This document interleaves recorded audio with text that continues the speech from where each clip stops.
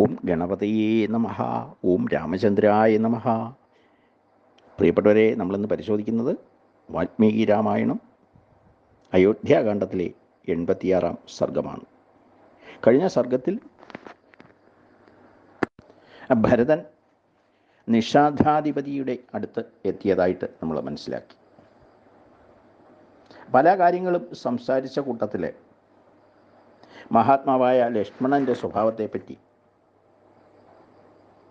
ഗുഹൻ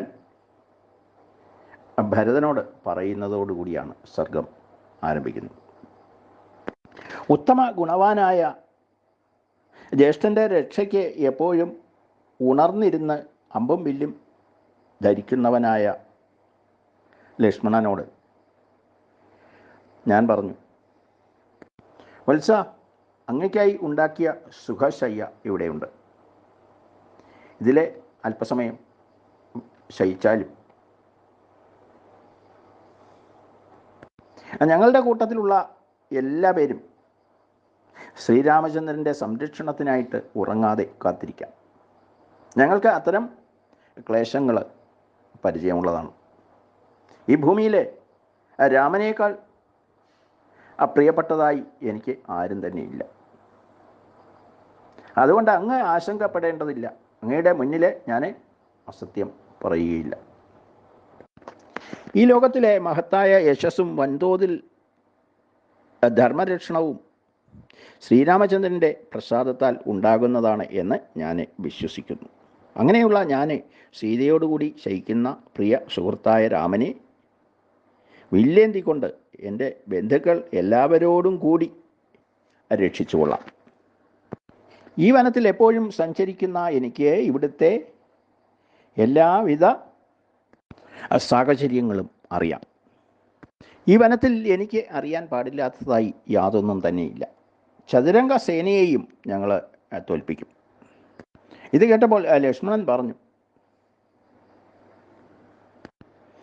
ദാശരഥി രാമൻ സീതയോടുകൂടി നിലത്ത് ശയിക്കുന്ന വേളയിൽ എനിക്ക് എങ്ങനെയാണ് ഉറങ്ങാൻ കഴിയുക? എങ്ങനെ സുഖസൗകര്യങ്ങൾ അനുഭവിക്കാൻ കഴിയും? ആരാണോ സർവ ദേവാസുരന്മാർക്കും യുദ്ധത്തിൽ എതിർക്കാനാവാത്തവനായിരിക്കുന്നത്, ആ ആളിനെ സീതയോടുകൂടി പിത്തകടിയിൽ കിടക്കുന്നത് കണ്ടിട്ട് എനിക്ക് ഉറങ്ങാൻ കഴിയുകയില്ല. ദശരഥനും മഹത്തായ തപസ്സുകൊണ്ട് സിദ്ധിച്ചവനും സ്വന്തം മഹത്തായ ലക്ഷണങ്ങൾ ഒത്തിണങ്ങിയ അതുല്യ പുത്രനുമാണ് ഇദ്ദേഹം. നാട് വിട്ടു പോന്നിരിക്കെ മഹാരാജാവ് ഇനി അധികകാലം ജീവിച്ചിരിക്കാനുള്ള സാധ്യത ഞാൻ കാണുന്നില്ല. മേദിനി വിധവയായി തീരും എന്നുള്ള കാര്യം തീർച്ചയാണ്.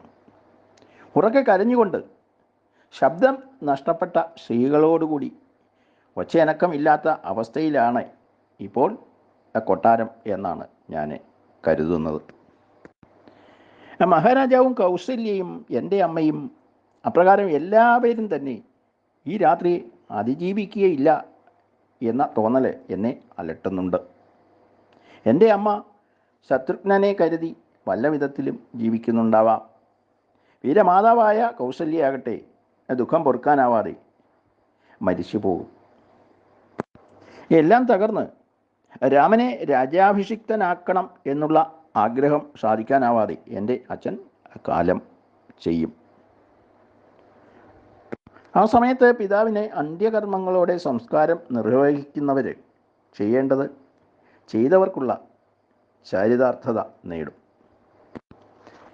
മനോഹരങ്ങളായ ചത്തുരങ്ങളുള്ളതും നന്നായി വിഭജിക്കപ്പെട്ട രാജമാർഗങ്ങളോട് കൂടിയതും മാളികകളും ഗോപുരങ്ങളും നിറഞ്ഞതുമായ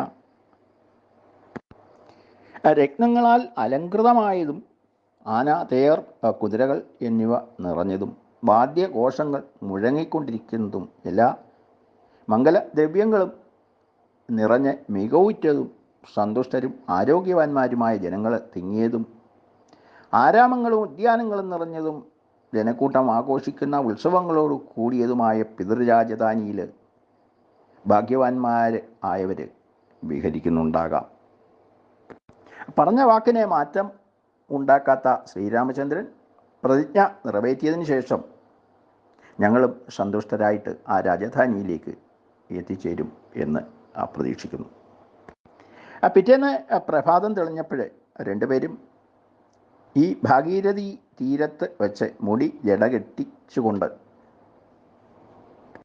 ആ നദി കടത്തി വിടുകയുണ്ടായി. ജട ധരിച്ചവരും മരവുരി ചുറ്റിയവരും ആനത്തലവന്മാരെ പോലെ ബലവാന്മാരും നിറഞ്ഞ ശ്രേഷ്ഠമായ ആവനാഴിയും വില്ലും ധരിച്ചവരും അന്യോന്യം കാക്കുന്നവരും ബലവാന്മാരുമായ അവർ രണ്ടുപേരും സീതയോടുകൂടി യാത്രയായി. ഇത്രയും വിവരങ്ങൾ പറഞ്ഞുകൊണ്ട് 86-ാം സർഗം അവസാനിക്കുകയാണ്. മറ്റ് വിവരങ്ങൾ നമുക്ക് അടുത്ത സർഗത്തിൽ മനസ്സിലാക്കാം. ഓം രാമചന്ദ്രായ നമഃ. ഓം സീതാപതിയേ നമഃ.